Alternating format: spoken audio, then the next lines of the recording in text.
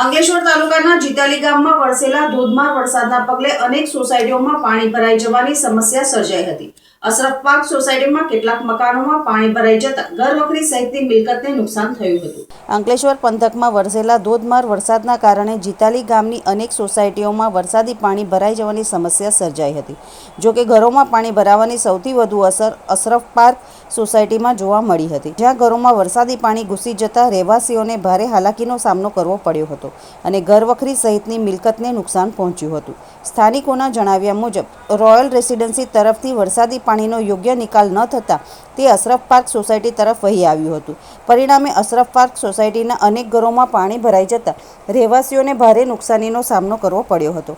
આ ઉપરાંત જીતાલીથી દઢાલને જોડતા મુખ્ય માર્ગને ઊંચો બનાવવામાં આવ્યો હોવા છતાં વરસાદી પાણીના નિકાલ માટે યોગ્ય ડ્રેનેજ વ્યવસ્થા કરવામાં આવી નથી, જેના કારણે જીતાલી ગામની અનેક સોસાયટીઓમાં વરસાદી પાણી ભરાઈ જવાની સ્થિતિ સર્જાઈ હોવાનું સ્થાનિકોએ જણાવ્યું હતું।